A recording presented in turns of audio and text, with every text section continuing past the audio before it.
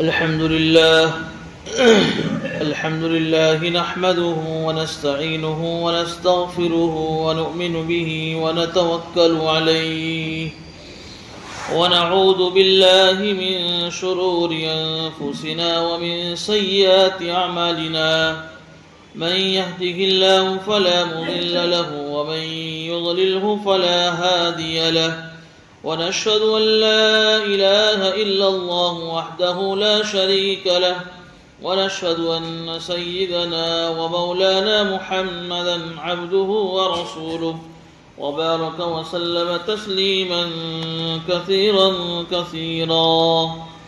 أما بعد فأعوذ بالله من الشيطان الرجيم.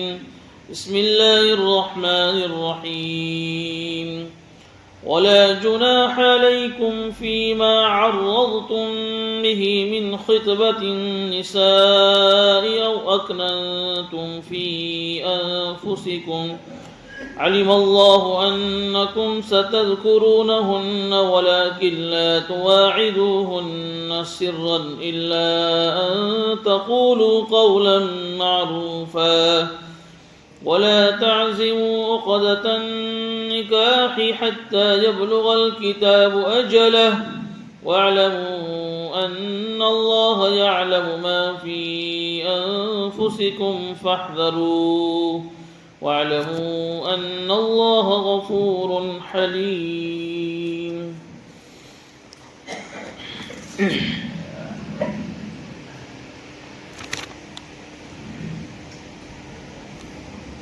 پچھلے کئی ہفتوں سے مسلسل طلاق کے مسائل چل رہے ہیں. طلاق کے ساتھ میں عدت کے مسائل بھی آئے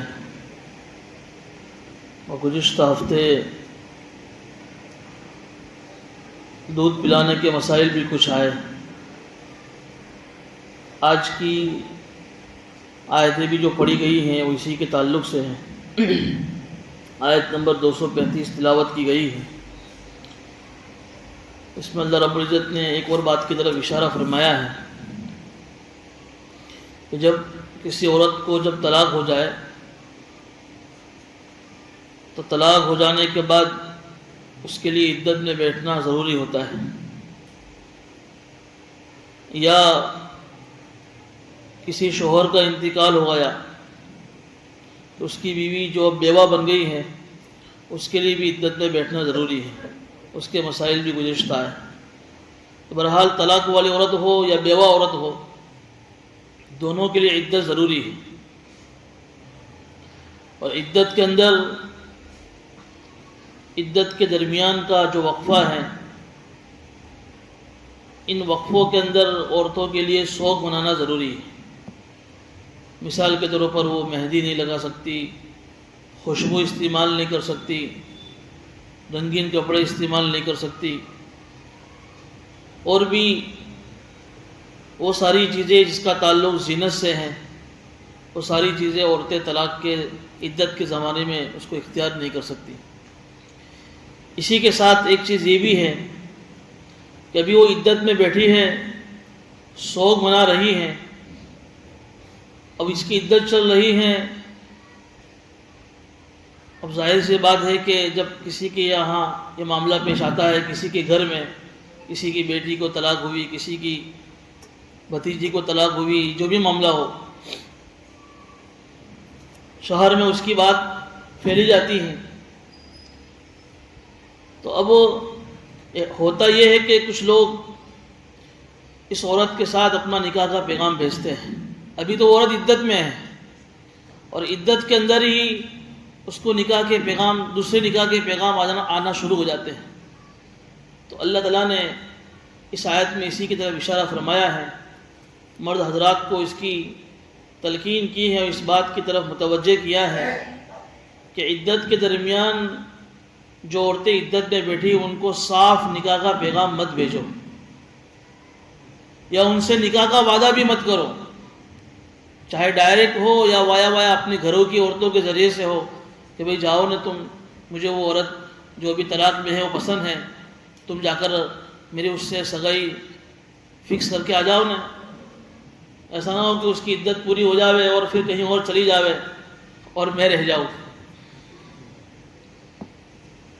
وعدہ کر لو ابھی، جو لیتی دیتی کا معاملہ ہے بعد میں کریں گے ہم. ایسا نہیں کر سکتے، قرآن نے صاف منع کیا ہے. ولا جناح، ہاں ایک بات یہ ہے، اشارے میں کنائے میں نکاح کا پیغام دینے کی اللہ نے گنجائش دی ہے، اور اس میں بھی انسان کی فطرت کی رعایت کی ہے. دیکھیے اس لیے کہ ہر انسان جب وہ نکاح کی عمر کو پہنچتا ہے، چاہے وہ مرد ہو یا عورت ہو، اس کی فطرت میں اللہ نے ایک چیز رکھی ہے کہ اس کے دل میں ایسی باتیں آتی رہتی ہیں. ماں باپ کی تلاش میں رہتے ہیں، خود وہ بھی تلاش میں رہتا ہے کہ مجھے کوئی اچھی لڑکی مل جائے. تو اللہ نے کہا کہ جس عورت کو جو عورت طلاق ہوئی وہ عدت میں بیٹھی ہے، یا تو وہ آدمی سمجھ رہا ہے کہ میرے لیے یہ اچھی ہے، یا اس کے گھر والے سمجھ رہے ہیں کہ میرے بیٹے کے لیے یہی مناسب ہے، تو اشارے کنائے میں اس کے گھر جا کر یہ نکاح کی صاف بات نہ کرے بلکہ اشارے میں بات کر سکتے ہیں. مثال کے طور پر اس کی گھر کی عورتیں جائے اور یہ کہے کہ تو کتنی اچھی لڑکی ہے، تیرے کو اگر کوئی تیرے مناسب کوئی اچھا لڑکا مل جائے تو اس سے بھی اچھا تیرے کو مل جائے گا. ایسی کچھ اشارے کنائے میں بات کر لے اور سامنے والی سمجھ جاوے تو اس کی گنجائش ہے. لیکن صاف دیکھو تم ابھی عدت میں ہو لیکن ہمارا بیٹا تیار ہے، ہمارا بھانجا تیار ہے، ہمارا بھتیجے کے لیے ہم آپ کے لیے بات لے کر آئے، اب ابھی خالی وعدہ کر دو، پرومس کر دو. ایسا نہیں کر سکتے، اس لیے کہ یہ سوگ میں بیٹھی، سوگ کے اندر یہ خوشی کی باتیں کہاں مناسب ہے. اسی کی طرف آیت میں اشارہ ہے. ہم ترجمہ کریں گے انشاءاللہ، اس سے بات سمجھ میں آ جائے گی. اور تمہارے لیے کوئی حرج نہیں ہے کہ تم عرضتم یعنی اشاروں میں کنایوں میں خطبت النساء عورتوں کو نکاح کا پیغام دو. او وکننتم فی انفسکم، یا تم نکاح کا پیغام تو نہیں بھیج رہے ہو لیکن تمہارے دل میں تم اس کو چھپا رہے ہو کہ جیسی عدت ختم ہوئے ہم وہاں پہنچ جائیں گے. یہ بھی کر سکتے ہیں. علم اللہ انکم ستذکرونہن، اللہ کہہ رہے کہ ہم تو جانتے ہیں کہ تم اس کا تذکرہ کرو گے ہی، تمہاری تو فطرت ہی ہے. ولکن لا تواعدوہن سرا، لیکن ایک بات کا خیال رکھنا کہ چھپ کر ان سے کوئی وعدے مت کرنا، جو ابھی بات آئی. الا ان تقولوا قولا معروفا، ہاں ہے کہ کوئی بھلی بات کہو. وہی بھلی بات کا مطلب کیا؟ اشارے میں بات کر کے آ جاؤ. ولا تعزموا عقدۃ النکاح حتى يبلغ الكتاب اجلہ. آگے ایک اور بات اللہ نے ارشاد فرمائی جو اکثر یہ بھی ہوتا ہے کہ جب تک عورت کی عدت پوری نہ ہو جائے کوئی اس سے نکاح نہ کرے. بعض مرتبہ ایسا بھی ہوتا ہے مسئلے کی معلومات نہ ہونے کی وجہ سے، جہالت کی وجہ سے، کہ ابھی تو عورت عدت میں ہے اور عدت کے اندر ہی اس کا نکاح ہو جاتا ہے. عدت میں نکاح ہو ہی نہیں سکتا ہے. اگر سامنے والا عدت میں نکاح کرتا بھی ہے، چاہے وہ قاضی صاحب نکاح پڑھا رہے ہو، دونوں ایجاب و قبول کر رہے ہیں، دو گواہ، ساری چیزیں ہیں، لیکن وہ ابھی عدت میں ہے تو وہ عدت میں نکاح نہیں ہوا. اگر دونوں اس کے بعد بھی ملیں گے تو زنا ہوگا وہ. اس لیے کہ عدت کے اندر جب عورت بیٹھی ہے تو عدت کے اندر اس کے پہلے والے شوہر سے کچھ نہ کچھ درجے میں نکاح باقی رہتا ہے. اسی لیے تو ابھی مسائل آئے کہ ایک یا دو طلاق دی ہیں تو عدت کے درمیان میں شوہر اس سے رجوع کر سکتا ہے بغیر نکاح کے. شوہر ہے تو اس کے نکاح کرنے کی بھی ضرورت نہیں ہے، اس سے رجوع کر لیا، دوبارہ اس کی نکاح میں آ گئی. اب وہ من وجین پہلے والے شوہر سے بھی نکاح باقی ہے اور تم کہاں سے اس میں گھسے بیچ میں، وہ زنا ہی ہوگا وہ. تو ولا تعزموا عقدۃ النکاح، اکثر یہ چیزیں مسائل پیش آتے ہیں کہ بھئی عدت میں نکاح ہو سکتا ہے، نہیں ہوتا ہے عدت میں نکاح. تو عدت کے اندر جب حتیٰ یبلغ الکتاب، کتاب سے مراد وہی عدت کیا، عدت کی جو مدت ہے، عدت کی جب مدت پوری ہو جائے اس کے بعد ہی نکاح کرے، اس سے پہلے عدت میں نکاح نہ کرے. وَاعْلَمُوا، اور جان لو کہ جو کچھ تم اپنے دلوں میں چھپاتے ہو اللہ کو سب معلوم ہے، لہذا تم اس سے بچو، اللہ کو بیوقوف مت بنا. تم کرو نا میں نے تو کہاں صاف بات کی تھی، میں تو خالی ایسی خالی میں کیا ہوتا ہے، بات مرتبہ آدمی اللہ کو بیوقوف بناتا ہے. ایسا نہیں تھا وہ میں نے خالی میں ایسا بول دیا، ایسا نہیں. اللہ کو سب معلوم ہے کہ تم خالی پیلی کرتے ہو کہ حقیقت میں کرتے ہو کہ مذاق میں کرتے ہو کہ بھول سے کرتے ہو. اللہ کو بیوقوف بنانے کی کوئی ضرورت نہیں. اللہ تو اتنا زبردست دلوں کے بھیدوں کو جاننے والا ہے کہ ابھی ہم جو سوچتے ہو تو اللہ کو معلوم ہی ہے، 10 سال کے بعد ہم کیا سوچیں گے اس کا بھی علم اللہ کو ہے. پھر تم کس منہ سے اللہ کو بیوقوف بنانے کی باتیں کرتے ہو. وَاعْلَمُوا، اور یہ بھی جان لو کہ اگر بھول ہو گئی تو ایسا نہیں کہ اللہ معاف نہیں کرے گا. غفور حلیم، اللہ بڑا معاف کرنے والا ہے اور اللہ سے بڑا کوئی بردبار ہے ہی نہیں. اللہ چاہے تو پکڑ کر لے گا کہ تم کو ہم نے منع کیا تھا، نے کیوں تم نے نکاح کا پیغام بھیجا عدت کے دن میں. اگر تم نے بھول ہو گئی ہے کوئی بات نہیں، اللہ معاف کر دے گا. تم نے معافی مانگ لی، اللہ بردبار ہے، اللہ معاف کر دے گا. ایک اور مسئلے کی طرف اشارہ ہے،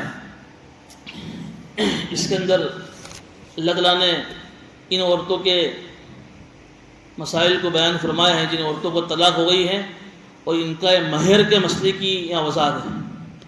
اب اس میں کچھ باتیں زیادہ دھیان سے سننا اس کو. سب سے پہلی بات تو یہ کہ نکاح کے ضمن میں مرد پر سب سے پہلا جو خرچہ آتا ہے اور سب سے پہلا جو لازمی اس کے اوپر جو خرچ آتا ہے وہ مہر ہی ہے. مہر جو عورت کا حق ہے اور یہ کس پر واجب ہے؟ مرد کے اوپر ہے. آدمی شادیوں میں 10-10 لاکھ 20-20 لاکھ کروڑ روپے خرچ کرتا ہے، لیکن جہاں مہر کی بات آتی ہے کہ 5,000 روپے لکھی لو نا، 10,000 روپے لکھی لو نا، یعنی مہر کے معاملے میں آدمی کنجوس بن جاتا ہے. حالانکہ یہی تو ایک خرچ ہے مہر کا، جو عورت کا حق ایک آدمی پوری زندگی اس کو استعمال کرتا ہے، اس سے فائدہ اٹھاتا ہے، اور تم اس کے ضمن میں عورت کو اتنا بھی نہیں دے سکتے.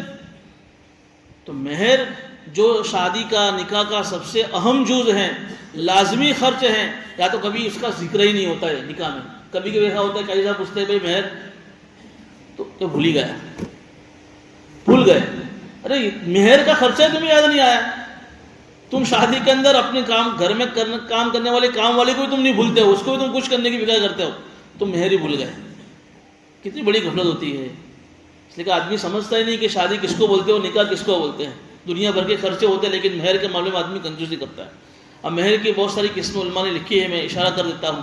کم سے کم مہر جو ہے نا وہ 30 گرام چاندی جس کو سمجھو. ابھی تو چاندی مہنگا ہو گیا، ورنہ چاندی کی 30 گرام مہر کی قیمت بہت سستی ہوتی ہے.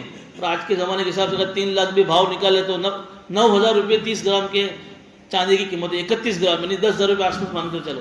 اتنی مہر تو دینا ضروری ہے. اگر اس سے کم بھی لکھوائی تو اتنی تو دینی ہی پڑے گی، وہ کینسل ہو گئی. جو جیسے بعض علاقوں میں چلتی ہے، ہمارے یہاں بھی ایک مرتبہ بات سنی کہ برسوں سے باپ دادا کے زمانے سے مہر چلتی ہے. کتنے روپے؟ 127 روپے. کیا بات ہے، بس وہ چلتی آئی ہمارے باپ دادا کے زمانے سے 127 روپے. تو یہ غلط ہے. کم سے کم مہر چاہے وہ دنیا کے کسی کونے میں ہو، حضور صلی اللہ علیہ وسلم نے اس کی مہر کی کم مقدار فکس کر دی. البتہ زیادہ کی کوئی مقدار نہیں. اب زیادہ کے اندر بھی اور 3 چیزیں ہیں. ایک مہر مثل، کہ بھئی دونوں نے آپس میں کوئی مہر طے نہیں کری، نکاح ہوا اور کوئی مہر نہیں ہے، تو علماء فرماتے ہیں کہ اب مہر مثل دیا جائے گا. اور مہر مثل کس کو بولتے ہیں؟ کہ عورت جو نکاح کے ضمن میں آ رہی شادی کر کے، اس کے خاندان کی جو لڑکیاں ہیں، اس کے پھپھو کی، اس کی خالہ کی، اس کے ماما کی، تو ان کی جو مہر ان کو ملتی آئی ہیں وہ مہر اس کو دی جائے گی. اس میں دیکھے بھی بعض مرتبہ علاقہ دکھایا جاتا ہے، عورت کا خاندان دکھایا جاتا ہے، عورت کی خوبصورتی دیکھی جاتی ہے، عورت کا حسن، اس کا جو ہے اندر کا کمال، ساری چیزیں دیکھی جاتی ہے کہ عورت اتنی ٹیلنٹ ہے، عورت اتنی ہوشیار ہے، اتنی خوبصورت ہے، اتنی اونچے خاندان کی ہیں. اس حساب سے اس کا مہر طے ہوگا. اس کو بولتے ہیں مہر مثل، دینا پڑے گا جو بھی اس کے خاندان کا چلتا ہو. تیسرا مہر ہوتا ہے مہر مسمہ، کہ دونوں طرفین والے یعنی لڑکے والے اور لڑکی والے آپس میں بیٹھ کر کوئی ایک مہر طے کر لے. جیسے کچھ جگہ ہوتا ہے کہ بھائی 10 گرام مہر طے ہوتا ہے، کچھ جگہ پر 5 گرام میں آپس میں طے ہو جاتا ہے، یہ بھی دے سکتے ہیں. چوتھی ہے مہر فاطمی، جو اللہ کے نبی صلی اللہ علیہ وسلم نے اپنی بیٹی اور کئی بیویوں کو یہ مہر دیا تھا، اور اس کی مقدار ہے 1.5 کلو چاندی. یہ مہر فاطمی ہے، یہ بھی آدمی دے سکتا ہے. یہاں پر حضرت عمر فاروق رضی اللہ عنہ کی ایک روایت یہ بھی ملتی ہے کہ مہر میں بہت زیادہ مہر کو بڑھا چڑھا کر مت دو. اب ایک طرف حضور نے مہر فاطمی بھی بیان فرمائی 1.5 کلو چاندی، اور ایک تو حضرت عمر کی روایت بھی ملتی ہے. تو علماء فرماتے ہیں حضرت عمر کی روایت کا مطلب یہ ہے کہ آدمی بعض مرتبہ اس کی طاقت ہوتی نہیں ہے اور 10,000 بھی مشکل دے ہوئے اور دکھانے کے لیے مہر فاطمی لکھا رہا ہے. اب لکھانے کو تو لکھا دی، جب دینے کی باری آتی ہے تو ہے نہیں کچھ اس کے پاس، تو کہاں سے چلے گا کہ بھئی ایسے دکھاوے کے لیے، اپنا اسٹیٹس ظاہر کرنے کے لیے اسی بڑا چڑھا کر مہریں مت دکھاؤ. جتنی دے سکتے ہو، تمہاری جتنی حیثیت ہو، کم سے کم تو ہے، اس سے زیادہ تم جتنی دے سکو. لیکن دکھاوا ہو، دیکھو میں نے اپنی سماج میں سب سے زیادہ مہر میں نے بیوی کو دی، پھر آدمی سب کو کہتا پھرتا ہو، یہ چیز اچھی نہیں. بعض مرتبہ پھر ایسی نوبت آتی ہے بہت زیادہ مہر دینے کی صورت میں کہ آپس طلاق کا معاملہ آیا ہے، میاں بیوی میں انبن ہو گئی ہے. اب شوہر کو یوں ہے کہ میں طلاق دوں گا ابھی میرے کو مہر دینی پڑے گی.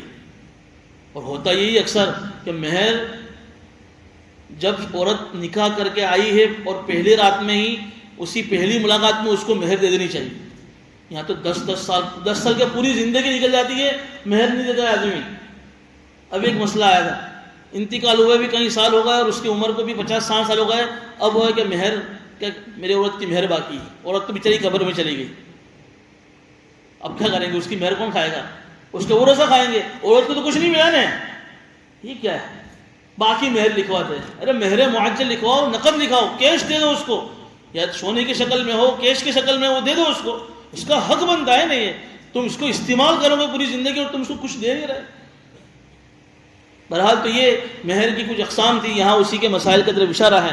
اب 4 صورتیں ہیں, 2 صورتیں یہاں بیان ہوئی, 2 صورتیں دوسری آیتوں میں ہیں. میں چاروں کو بیان کر دیتا ہوں. نکاح ہوا, نکاح کے بعد میاں بیوی دونوں آپس میں ملے, اس کو خلوت صحیحہ بولتے ہیں. آپس میں صحبت بھی ہوئی اور مہر بھی دونوں کا طے ہو گیا تھا, اس عورت کا طے ہو گیا تھا, لیکن اس کے بعد پھر طلاق ہو گئی.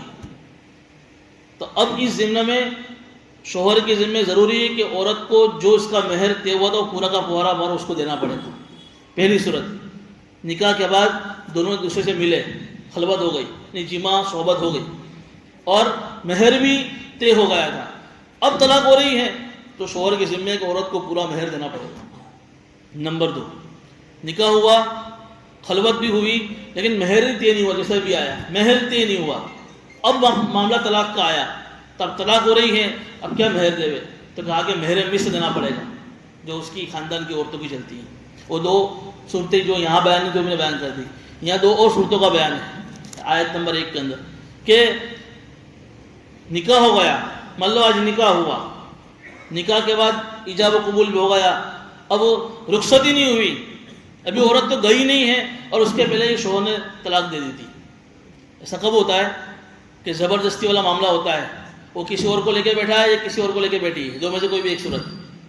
زبردستی ماں باپ نے نکاح کروایا ہے, اب وہ تو چاہتا ہی نہیں ہے, 2 میں سے کوئی بھی ایک, یا تو شوہر لڑکا ہے کسی اور لڑکی کو لے کر بیٹھا ہے اور ماں باپ نے کسی اور لڑکی سے اس کا نکاح کروا دیا, یا ہے کہ لڑکی کسی اور کو آنکھ دے کر بیٹھی ہے اور یہ اس کا نکاح اس سے ہو رہا ہے.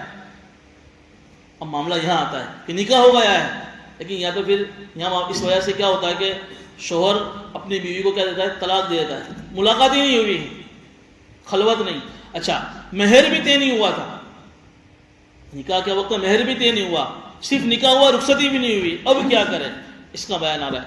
لا جناح علیکم ان طلقتم النساء ما لم تمسوهن او تفریضوا لهن فریضہ, اور تمہارے اوپر کوئی حرج نہیں ہے, کوئی گناہ نہیں ہے کہ جب تم کسی عورت کو طلاق دو تو تم نے اس کو چھویا بھی نہیں, یعنی رخصتی نہیں ہوئی. او تفریضوا لهن فریضہ, اور تم نے اس کا کوئی مہر بھی نکی نہیں کیا ہے, تو کیا کرو گے تم, ومتعوهن, تم اس کو متا دو. یہ تیسری صورت کہ بھئی مہر تو نہیں ہے, رخصتی بھی نہیں ہوئی. جب رخصتی نہیں ہوئی اور مہر بھی فکس نہیں کیا تھا تو اب کیا دے کہ اب طلاق ہوئی گئی ہے تو اس پر عدت بھی نہیں آئے گی, لیکن چونکہ ایک طرح کی خوشی کے موقع سے وہ محروم ہو گئی, خوشی کا موقع آیا اور عورت بیچاری خوشی کے موقع سے محروم ہو گئی, تو اس کو ایک جوڑی کپڑا ہدیہ بھجوا دو اس کے گھر پر, بس اتنا ہی, اور کچھ نہیں ملے گا. ومتعوہن متع جس کو بولتے ہیں, ایک جوڑی کپڑا, جیسے آج کے زمانے میں اس کو بولتے ہیں کہ پوری ایک جوڑی کپڑے میں دوپٹہ آ گیا, اوپر کا کرتا گیا اور نیچے کا پائجامہ آ گیا, پورا ایک جوڑی کپڑا اس کو ہدیہ کر دو. آگے اللہ فرما رہے ہیں علی الموسی, اب وہ ایک جوڑی کپڑا کیسا ہونا چاہیے کہ مالدار پر مالدار کی حیثیت کے مطابق, وعلی المقتری قدر, اور غریب پر اس کی حیثیت کے مطابق. اگر مالدار ہے تو اچھا جوڑا دے, اور غریب ہے تو اس کی حیثیت کے مطابق کم جو ہے پیسوں والا جوڑا اس کو دے. متاعا بالمعروف, لیکن بھلے طریقے سے اس کو دینا چاہیے. حقا علی المحسنین, اور نیکی کے کام کرنے والے کے لیے یہ فکس ہے. یہ ایک صورت. تیسری صورت جو آئی, لیکن وَإِن طَلَّقْتُمُوهُنَّ سے چوتھی صورت, نکاح ہوا, رخصتی نہیں ہوئی اور طلاق ہو گئی, لیکن یہاں مہر طے ہو گیا تھا. مان لو کہ 10,000 روپے طے ہو گیا تھا, لیکن رخصتی سے پہلے طلاق ہو گئی. تو اب یہاں یہ کہہ رہے ہیں وَإِن طَلَّقْتُمُوهُنَّ مِن قَبْلِ أَن تَمَسُّوهُنَّ, کہ رخصتی سے پہلے طلاق ہو گئی, لیکن وقت فرضتم لہن فریضۃ, مہر طے ہو گیا تھا. تو اب کیا کرنا پڑے گا, فنصف ما فرضتم, جو مہر ہوا تھا اس کا آدھا دے دو. نصف مہر, 10,000 طے کیے تھے تو 10 سے کتنے دینے پڑیں گے, آدھے 5,000 اس کو دے دو. ایک صورت یہ بیان کری ہے کہ عورت یہ کہے کہ مجھے نہیں چاہیے, عورت کیا کہتے ہیں الا یعفون، میں نے معاف کر دیا، تو پھر شوہر پہ وہ بھی نہیں آئے گا. یا اگر شوہر یہ کہے او یعفو الذی بیدہ عقدۃ النکاح، شوہر نے جس کے ہاتھ میں نکاح کا بندھن ہے اسی نے معاف کر دیا. اب یہاں پہ ایک سوال ہوتا ہے کہ ابھی تو رخصتی ہوئی نہیں ہے تو شوہر نے مہر دیا کیسے؟ پہلے زمانے میں ایسا ہوتا تھا کہ نکاح ہو گیا، ابھی رخصت نہیں ہوئی ہے، رخصتی سے پہلے ہی شوہر عورت کے گھر پہ اس کا مہر بھیج دیتا تھا اور اس کو قبضہ کر کے اس کی مالک بن جاتی تھی. اب پورا مہر بھجوا دیا ہے، اب طلاق ہو گئی ہے تو شوہر آدھا مہر واپس لینے کا حقدار رہے گا نا. لیکن شوہر کیا کر رہا ہے او یعفو، میں نے معاف کر دیا، یعنی مجھے آدھا مہر واپس نہیں چاہیے. دو صورتیں ہیں، یا تو عورت آدھا مہر معاف کر دے یا شوہر نے پورا دیا تھا وہ آدھا لینے سے معاف کر دے، جا تجھے پورا ہدیہ کر دیا. یہ دو صورتوں کے علاوہ اگر عورت معاف نہ کرے یا شوہر آدھا واپس لینا چاہے تو وہ آدھا مہر واپس لے سکتا ہے. قرآن آگے کہہ رہا ہے وَأَن تَعْفُوا أَقْرَبُ لِلتَّقْوَىٰ، اور معاف کرنا یہ تقوی کے زیادہ قریب ہیں. وَلَا تَنْسَوُا الْفَضْلَ بَيْنَكُمْ، اور آپس میں ایک دوسرے کے اوپر احسان کرنا مت بولو. یعنی قرآن ایسے موقع پر بھی ترغیب دے رہا ہے کہ آپس میں تم جدا ہو رہے ہو تو بھی بھلے طریقے سے جدا ہو. یہ بات پہلے بھی آئی فَإِمْسَاكٌ بِمَعْرُوفٍ، کہ طلاق کے بعد دو ہی آپشن ہیں، یا تو اگر رجوع کرنا ہے تو بھلے طریقے سے اس کی عدت میں رجوع کر کے اس کو روکے رکھو اور اس کے ساتھ اس کے حق ادا کرو. اگر دونوں میں نہیں بنے گی، معاملہ بہت مشکل ہے، تو تسریح بِإِحْسَان، بھلے طریقے سے اس کو جدا کر دو.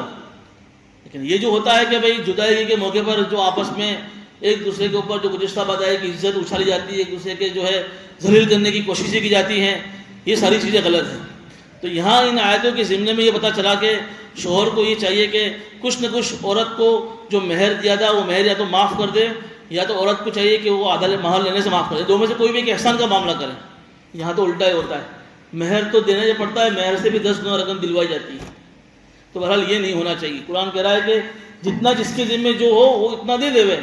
کوئی بات نہیں ہے کہ نکاح ہوتا ہے پوری زندگی بھر نبھانے کے لیے، یا پوری زندگی یہ رشتہ اب رہنے کے لائق ہی نہیں ہے تو شریعت نے طلاق کا آپشن رکھا ہے. طلاق دلوا دو اور طلاق کے بعد جو مہر کا معاملہ ہے اس کو مہر، عدت کا، نفقہ کا خرچہ دلا دو، بات ختم.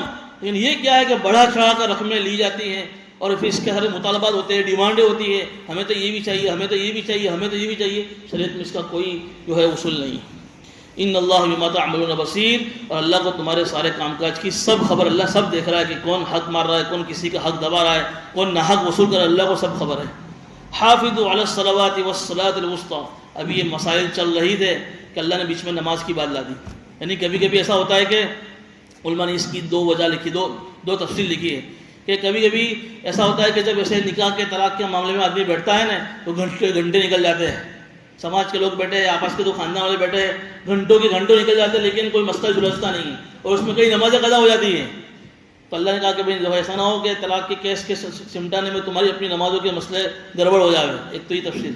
دوسرا یہ کہ اللہ تعالیٰ نے یہاں بیچ میں نماز کی بات لگا رہی، اس بات کی طرف اشارہ فرمایا کہ بھئی یہ جو نکاح کے مسائل، طلاق کے مسائل، عدت کے مسائل، یہ دودھ پلانے کے مسائل میں جو آپس کی ایک دوسرے کے حقوق کی جو باتیں آئی ہیں معاشرتی لائن کی، آدمی سماج میں رہتا ہے، معاشرے میں رہتا ہے، فیملی، جوائنٹ فیملی میں رہتا ہے، تو ہر ایک کے اوپر ایک دوسرے کے حق آتے رہتے ہیں.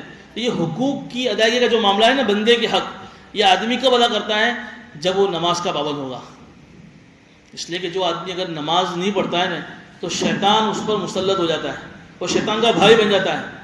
اور ظاہر سی بات ہے کہ جب شیطان کا بھائی بنے گا تو شیطان کیا کروائے گا آدمی سے؟ وہی ساری باتیں کروائے گا جو اللہ کی نافرمانی والی ہوگی. پھر وہ کیا کرے گا؟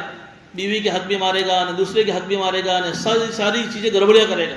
تو نماز کا معاملہ اگر کسی کا کلیئر نہیں ہے تو دین کی ساری لائنیں اس کی چوپٹ ہو جائے گی. آگے اس لیے نماز کی ترغیب دلائی، حافظوا علی الصلوات والصلاۃ الوسطی، اور 5 نمازوں کی پابندی کرو اور خاص کر کے بیچ والی نماز کی. علماء نے اس کی تفصیل فرمایا کہ بیچ والی نماز سے کیا مراد؟ کہ عصر کی نماز، اس لیے کہ عصر سے پہلے 2 نمازیں ہیں، فجر اور ظہر، عصر کے بعد کی 2 نمازیں مغرب اور عشاء. تو عصر کہاں آئی؟ بیچ میں. خاص کر کے عصر کی نماز کے بارے میں اس لیے کہا کہ عصر کی نماز کا وقت یہ مشغولی کا وقت ہوتا ہے، آدمی دھندے میں، کاروبار میں ہوتا ہے. خاص کر کے سٹی والے ماحول میں آپ دیکھتے ہیں کہ بالکل ایک ایسے ماحول میں آدمی ہوتا ہے کہ جہاں اس کی کاروبار میں بھیڑ ہے، آدمی دھندے میں، جاب میں مشغول ہے، یا تو یہ عصر کا وقت اپنی جاب سے چھٹنے کا وقت ہوتا ہے، گھر آنے کا وقت ہوتا ہے، تو یہ آدمی مشغول ہوتا ہے. تو ایسے موقع پر اکثروں کی عصر چھوٹ جاتی ہے. تو خاص کر کے اللہ نے عصر کی اس لیے حدیث میں آتا ہے کہ من فاتتہ صلاۃ العصر فَكَأَنَّمَا وَتِرَ أَهْلُهُ وَمَالُهُ أَوْ كَمَا قَالَ، کہ جس کی عصر کی نماز فوت ہو گئی، گویا کہ اس کو اتنا احساس اور اتنا افسوس ہونا چاہیے کہ ایسے آدمی کہ جس کا گھر بار کاروبار سب کچھ لوٹ لیا گیا ہو، وہ آدمی کتنا افسوس کرے گا، اکیلا رہ گیا، بھئی کوئی حادثہ ہوا ہے، ایکسیڈنٹ میں سب گھر والے مر گئے اور پھر گھر بھی چلا گیا، آدمی اکیلا رہ گیا، وہ آدمی اپنے آپ کو کیسا محسوس کرے گا؟ دکھ کے پہاڑ اس پر آئیں گے نا۔ ایسا وہ آدمی محسوس کرے جس کی عصر کی نماز چلی گئی ہے۔ یہ کتنی اہمیت بتائی گئی ہے کہ خاص طور پر عصر کی نماز کی ترغیب دی گئی، وَقُومُوا لِلَّهِ قَانِتِينَ، اور نماز کے اندر عاجزی کے ساتھ کھڑے رہو۔ پہلے شروع اسلام میں نماز میں باتیں کرنا، سلام کرنا جائز تھا، لیکن پھر جب اسلام دھیرے دھیرے آگے بڑھتا گیا تو نماز کے اندر ساری چیزیں منع کر دی گئی، یہاں تک کہ نماز کے اندر زیادہ کی حرکتیں کرنا، آدمی بعض مرتبہ کھجالتا رہتا ہے، بعضوں کو داڑھی میں کھجالنے کی عادت پڑ جاتی ہے، اس کو پتہ بھی نہیں چلتا ہے، ایک ہاتھ سے اور ایک ہاتھ میں کھجالتا رہتا ہے۔ اب یہ عمل کثیر تو نہیں ہے، لیکن پھر بھی یہ نماز میں اس کو پسند نہیں کیا گیا ہے۔ یعنی ایسے آدمی کے بارے میں اگر تم کسی کو دیکھو کہ جو ایک ہاتھ بندھا ہوا ایک ہاتھ سے داڑھی کھجا، اللہ سمجھ لو کہ اس کا دھیان نماز میں ہے ہی نہیں، تبھی اس کو خود کو اس کا احساس نہیں کہ میرا ہاتھ داڑھی میں گیا اور میں کھجا ہوا ہوں۔ آدمی پورے رکن میں، پورے قیام میں یا پوری جو ہے سجدے میں اور کیا رکعت رکوع کے اندر آدمی اس کو کھجالتا رہتا ہے، کبھی یہاں کھجالا، کبھی کپڑے سے کھجالا، یہ ساری چیزیں عاجزی کے خلاف ہیں۔ آدمی کو بالکل وقار کے ساتھ سکون سے نماز میں کھڑا رہنا چاہیے۔ فَإِنْ خِفْتُمْ فَرِجَالًا أَوْ رُكْبَانًا، آگے ایک چیز اور بھی ارشاد فرمائی، بعض مرتبہ آدمی ایسے حالات میں ہوتا ہے جیسے خوف کی حالت ہے، جیسے آج تو ایسا ماحول نہیں ہے، کبھی وہ ہوتا ہے، لیکن کبھی اس زمانے میں صحابہ کرام کے زمانے میں آدمی صحابہ جنگ کے میدان میں ہیں، خوف کی حالت ہے، تو کیسے نماز پڑھے؟ نیچے اتر نہیں سکتے ہیں، دشمن سامنے ہیں، تو کہا کہ اگر یا تو تم اگر سواری پر ہو یا پیدل ہو، جس حالت میں بھی ہو، جو پوزیشن میں ہو، تم اس طریقے سے نماز پڑھو، نماز معاف نہیں ہے۔ فریجانا اور رکبان، سوارے ہو یا پیدل ہو۔ فَإِذَا أَمِنْتُمْ، ہاں اگر اب تم کو لگے کہ بھئی اطمینان حاصل ہو گیا ہے، اب تم امن کی حالت میں ہو، تو پھر تم کو فَاذْكُرُوا اللَّهَ، اللہ کو اسی طریقے سے یاد کرنا ہے جس طریقے سے اللہ نے تمہیں سکھایا جب تم جانتے نہیں تھے۔ یعنی امن کی حالت میں وہی طریقہ ہے نماز کا کہ قیام کھڑے ہو کر نماز پڑھیں گے، رکوع جیسا کرنا ہے، سجدہ جیسا کرنا ہے۔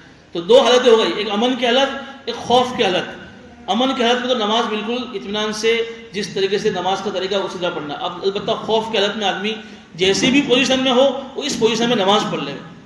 اب آج کے زمانے میں ٹرین کے اندر اب معاملہ مشکل ہوتا جا رہا ہے، پہلے تو ٹرین میں نماز پڑھنا بھی آسان تھا کہ بھی آدمی دو کی صف کر کے نماز، اب وہ بھی معاملہ حالات کے حساب سے معاملہ سنگین ہوتا جا رہا ہے۔ تو آدمی اگر ایسا لگتا ہے کہ اگر میں یہاں صف کروں گا اور دو کی جوڑی میں نماز پڑھیں گے تو بھی مسئلہ کھڑا ہو جائے گا، تو پھر اس آیت کے ضمن میں علماء نے لکھا ہے کہ بھی آدمی اپنی سیٹ پر بیٹھ کر ہی نماز پڑھ لے، لیکن اس میں دھیان نہیں رکھے کہ فرض نماز اگر بیٹھ کر پڑھی ہے پھر مقام پر اگر اس کو لوٹانی پڑے گی۔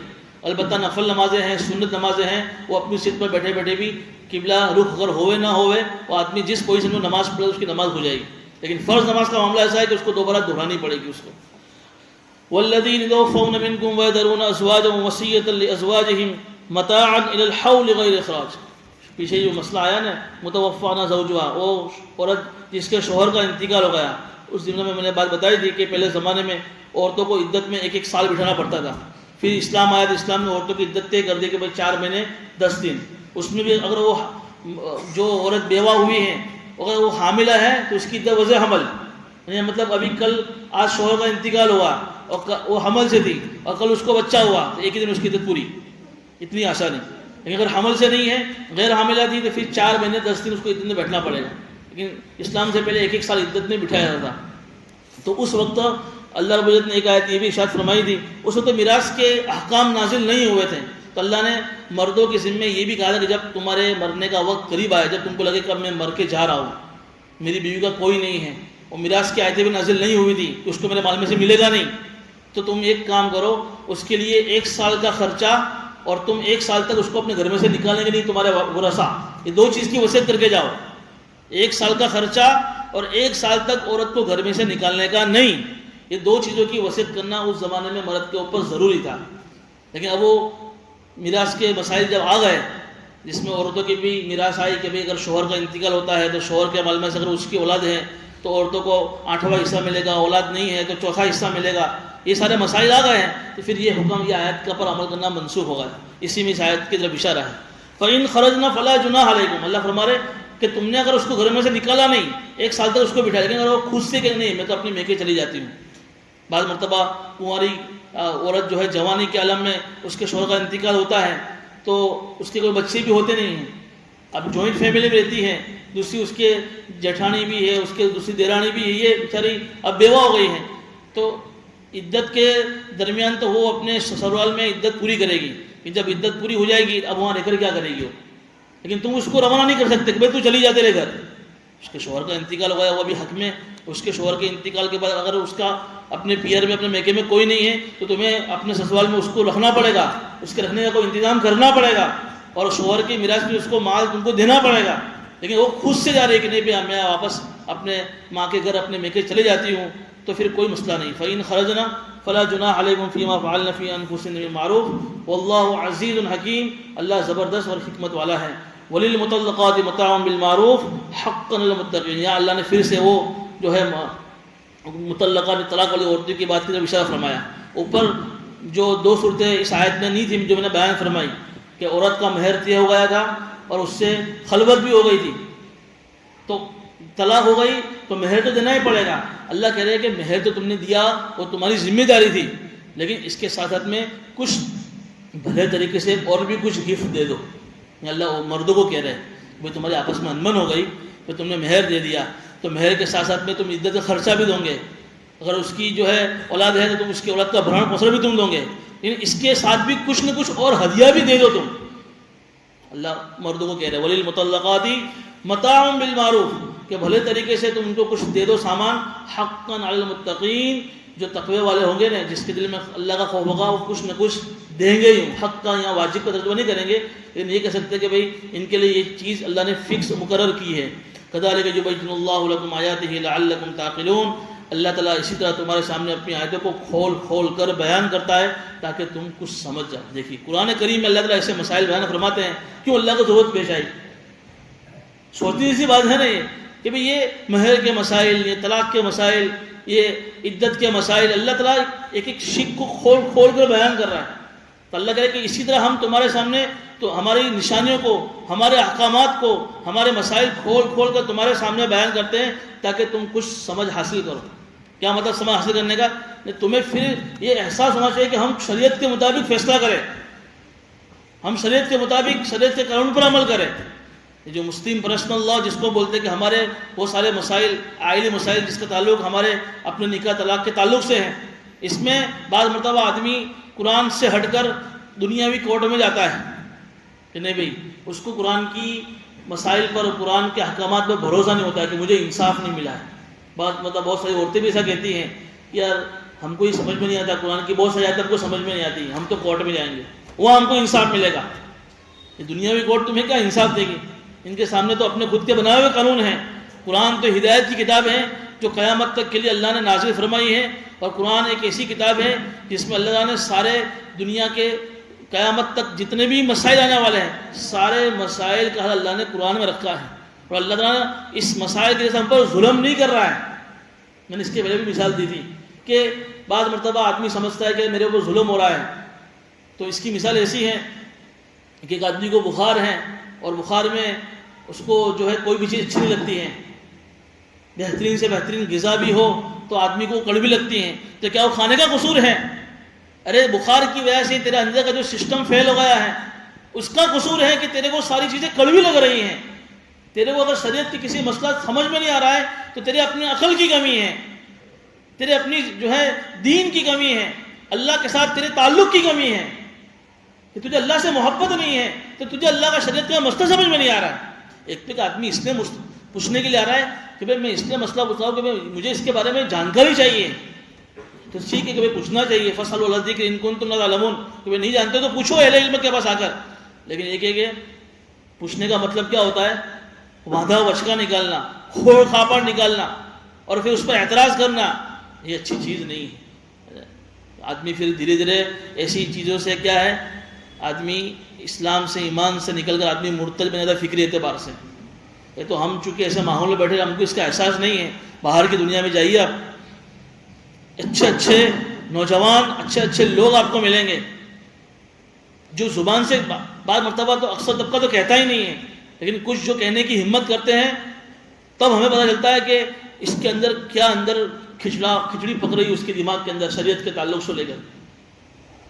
جو ابھی یہ جو ڈبیٹ ہوئی تھی جاوید اختر کی، یہ ملحد کیوں بنا؟ آپ اس کا پیچھے کا پوری ہسٹری پڑھیے، آپ اس کے دادا اس کے نانا بڑے اللہ والوں میں سے گزرے ہیں، اللہ والوں کے خاندان کی اولاد ہے یہ، لیکن یہ تیسری چوتھی نسل میں آ کر یہ مرتد ہو گیا ہے. اس کی وجہ بعض کے انٹرویو میں آئی نا کہ بچپنے میں اس کے ساتھ کچھ ایسی چیزیں ہوئی نا جس کی وجہ سے ایک ٹرومے میں چلا گیا، وہ دماغی، یعنی وہ مسلسل اس نے اس چیز کو محسوس کیا کہ میرے ساتھ بہت زیادتی ہو رہی ہے. ذاتی خاندان کی وجہ سے کہ میری فیملی میں میرے پر لوگ ظلم کر رہے ہیں، مجھے اس کا بدلہ نہیں مل رہا ہے.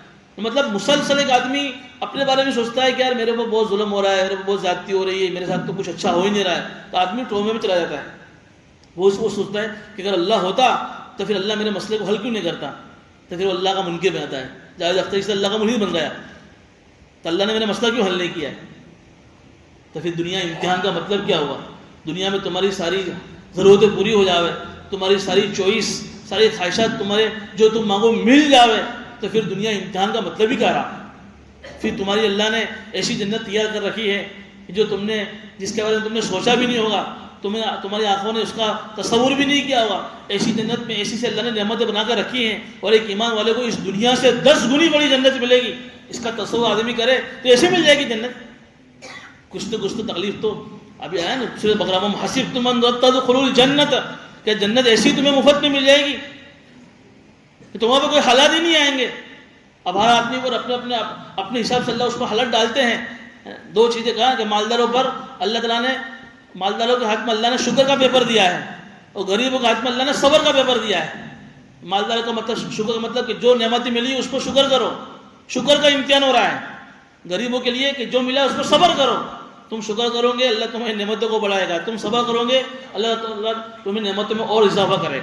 لیکن مالدار اپنی نعمتوں میں اتنا مست ہے کہ شکر ہی نہیں کرتا ہے. اپنی ہوشیاری، اپنی واہوائی، اپنی عقل سے میں نے کمایا، میں نے یہ کیا، سمجھو کوئی امتحان میں فیل ہو رہا ہے. اور غریب کو جو ملا ہے، میرے کو کیوں اتنا ملا ہے؟ میرے میں کوئی کمی تھی؟ اللہ نے میرے کو مالدار گھر میں کیوں پیدا نہیں کیا ہے؟ میرے کو کیوں اللہ نے ایسا کیا ہے؟ اور صبر کے اندر پیچھے جا رہا ہے، وہ بھی امتحان میں فیل ہو رہا ہے. دوبارہ دنیا امتحان کی جگہ ہے. اللہ تعالیٰ نے جو ہے اس لیے ہمیں دنیا میں بھیجا ہے. اس لیے ایک ایمان والے کی ذمہ داری یہی ہے کہ وہ اللہ کا سچا بندہ بن کر زندگی گزارے. اور بندہ اسی کو بولتے ہیں کہ ہر وقت ہر موڑ پر اللہ کی اپنی مرضی کو اللہ کی مرضی پر فنا کر دے. جو میرا اللہ چاہے گا. اللہ کی ایک بزرگ سے پوچھا نے کہ تم ہر حال میں خوش کیسے ہو؟ تو اس نے کہا کہ اس لیے خوش ہوں کہ کوئی کام میری مرضی کے بغیر ہوتا ہی نہیں. کہا کہ یہ تو کوئی امپوسیبل چیز ہے، دنیا میں کوئی آدمی ایسا نہیں ملا کہ جو یوں کہتا ہے کہ میری مرضی سے سارے کام ہوتے ہیں. کہ تم کیوں ایسا کہہ رہے ہو کہ سارے کام میری مرضی سے ہو رہے ہیں؟ کہا کہ میں نے اپنی مرضی کو اللہ کی مرضی پر فنا کر دیا ہے. یعنی اللہ کی مرضی وہ میری مرضی. کیا مطلب ہوا؟ کہ اللہ کی مرضی جو ہو رہا ہے وہ ہے کہ وہ میری مرضی ہو رہی ہے، اس لیے میں خوش ہوں. ایک بزرگ کا بہت بڑا جہاز کاروباری لائن سے جا رہا تھا ایک ملک سے دوسرے ملک میں. راستے میں سماچار ملے کہ وہ جہاز ڈوب گیا. الحمدللہ پڑھا. پھر کچھ دیر کے بعد خبر آئی کہ بھائی نہیں، وہ جہاز ڈوبتے ڈوبتے بچ گیا. تو بھی کہا کہ الحمدللہ. بھائی کیا بات ہے، پہلی صورت میں بھی الحمدللہ، دوسری صورت میں الحمدللہ.